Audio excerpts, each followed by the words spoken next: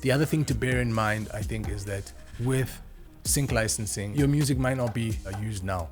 Some of the tracks that I've made now might only get placed in 2028, but that's okay, because this is one of those things where your songs will work for you for a much longer period of time than you just getting a hit. Maybe you make a mil, great, cool.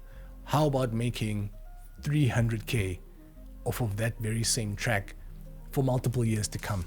Long past the fact that it popped off now for a short period of time. You make a little bit of money, you make a little bit of residual after that. Being able to continually make money off of the same track for the next 30 years is incredible. If you just go back in time, you look at certain tracks. I know there's one, is it called Dreams by the Cranberries?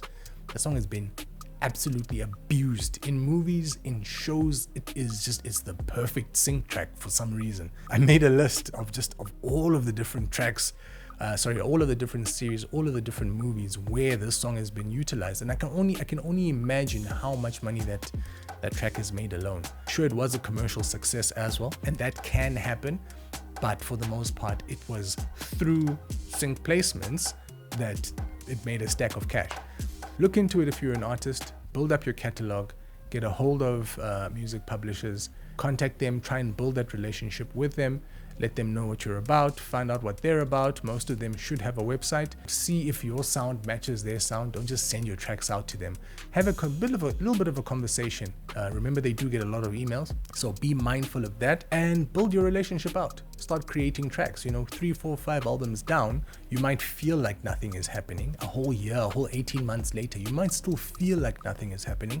But best believe that if they're serious, they work in the background. They don't take any money from you up front. They shouldn't take any money from you up front. They'll take a percentage, and that incentivizes them to get to work and get your track placed, because that's the only way they get paid. And if they get paid, you get paid. So it's a very, very nice relationship that you can get out of it. The one drawback that I would say from all of this is that working in sync isn't necessarily going to be the most glamorous endeavor that you do. It is one where you'll hear your track playing, but they might not necessarily credit you right there in the movie. It's not going to say so-and-so track by so-and-so. It's not going to happen like that. You might be in the credits, who knows?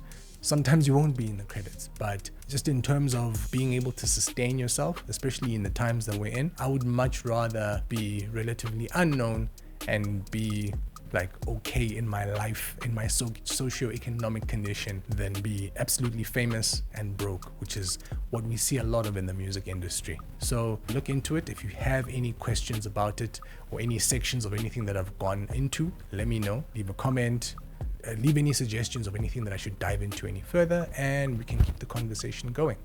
Peace. Thank you so much for watching this video. I really appreciate it. If you need any extra resources, just have a look in my description. You'll find my ebooks, you'll find my blog, my WhatsApp channel, as well as the other social medias that you can follow me on. Peace.